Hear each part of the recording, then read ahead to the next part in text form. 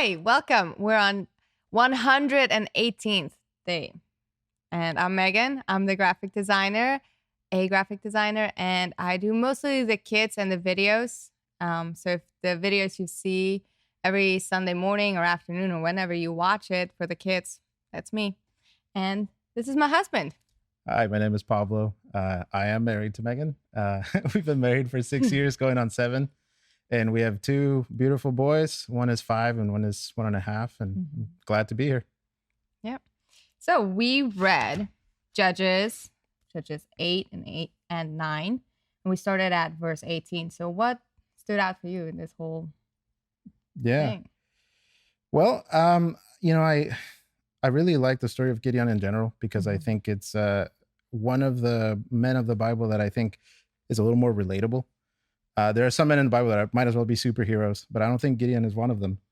What you see instead, at least in my opinion, is a man who very much feels like he doesn't matter, like he doesn't have what it takes.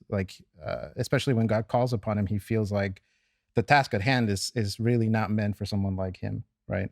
And you see God essentially become the strength that he needs to then do the heroic acts that he does.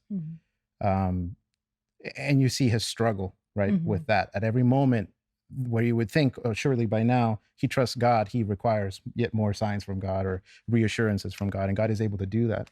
So I really relate to that because it means that the everyman can also become a hero if God is with him. Yeah, that's kind of like that part of that story. In this particular piece, he's dying. He's achieved sort of the victory from the Midianites, and so we see his death, and then sadly, we see how consequently, the story of Israel is that they keep going back to their sin. God delivers them.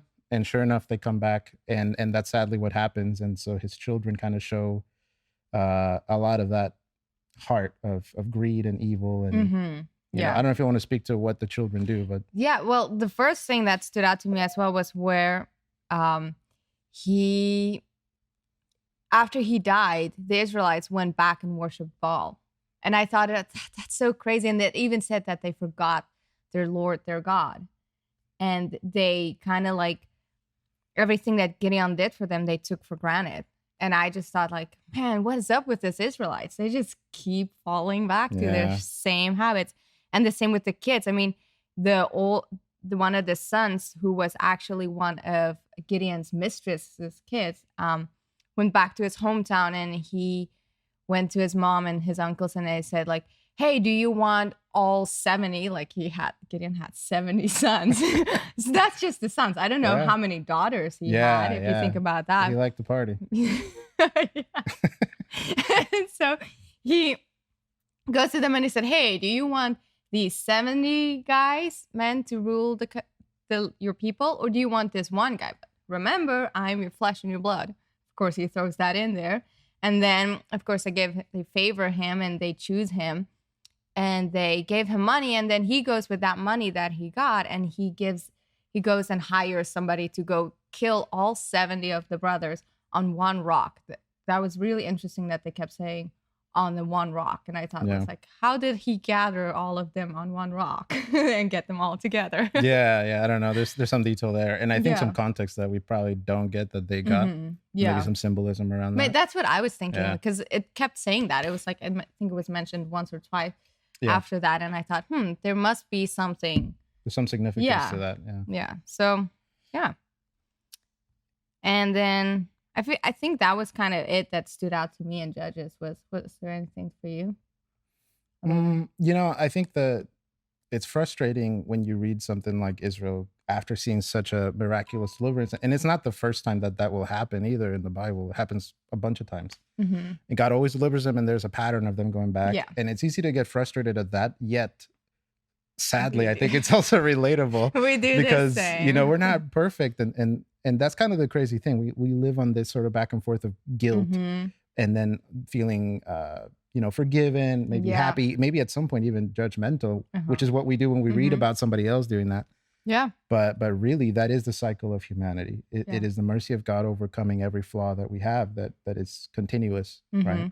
And I think that's what makes Psalms actually so nice, that it talks about, David is exalting God and everything. And he talks about the power and how powerful and mighty he is, and that he is also a righteous and a just God, that he Yeah. forgives, but he also, Yeah. and so I thought that was kind of cool how that tied in.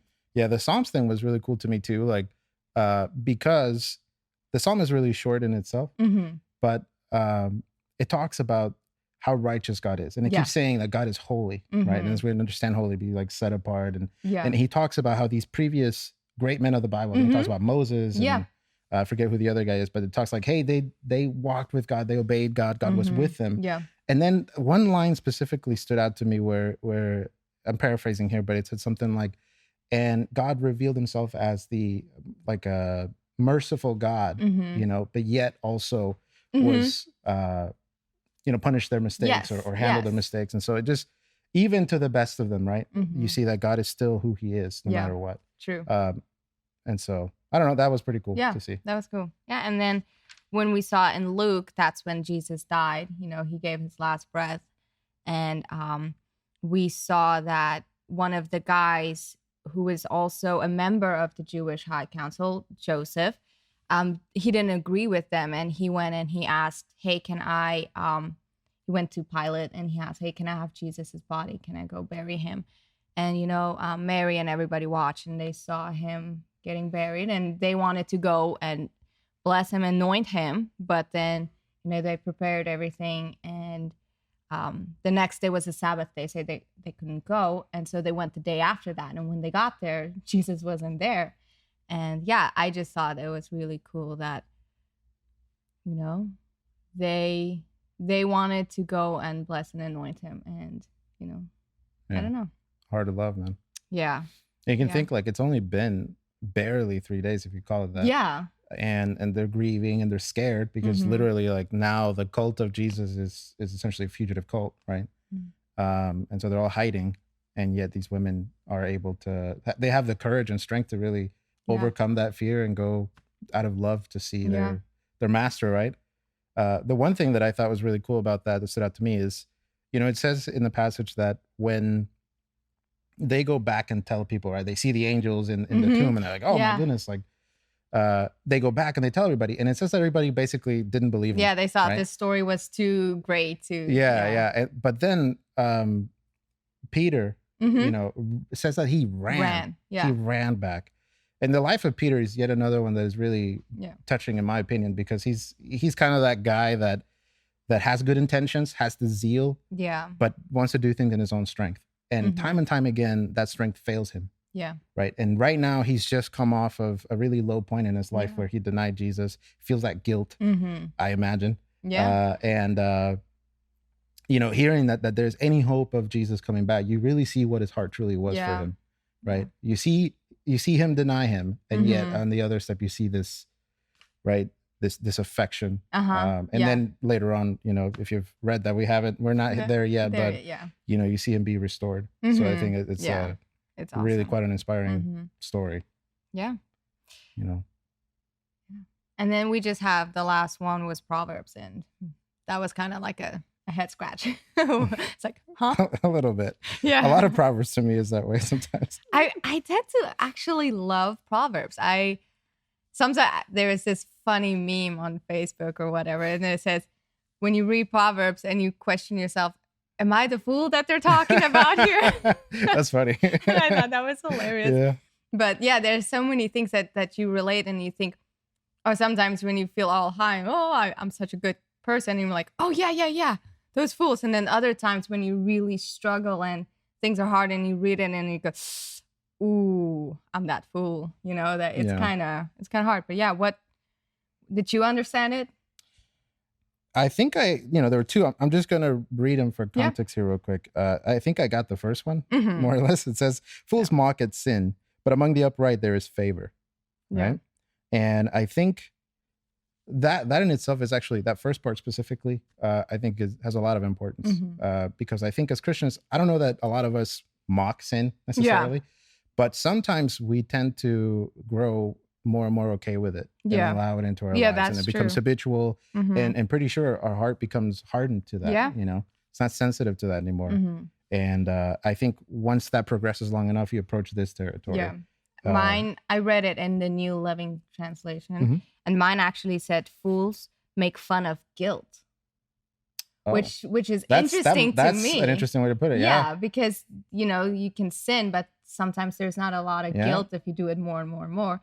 And I thought, man, that's interesting. That almost sounds like the pervasive culture of accepting just accepting everything. Yeah. Right. And basically the only unacceptable thing is not to accept. And I think that speaks to that. Yeah. Your version specifically. So the one that I think puzzled me a little bit is 10, that says the heart knows its own bitterness and a stranger does not share its joy. Yeah. And I can't say that I fully grasp what that's getting at. Yeah. The only thing that to me that made me think was like, well, maybe we don't truly know or can relate to what people are feeling. Like, I can't truly know the pain and suffering you're feeling in your heart. And I can't truly know the absolute joy you're feeling in your heart when you're feeling it. I mean, a lot of times we try to relate when somebody goes through a hard time, and it was just like trying to be there and be like, oh yeah, well, this kind of happened to me. And you try to relate somewhat, but I think it's hard when somebody is really going through something that you can't really 100% relate to it. That's what I kind of got from it. Was your version any different than mine in terms of what you got out of it, or was it basically No, it's the same? Yeah. Okay. Yeah. Cool. Well, yeah. But overall, I think it's a great scripture. I think learning from their experiences with God, like these men and women of the Bible, there's a lot there.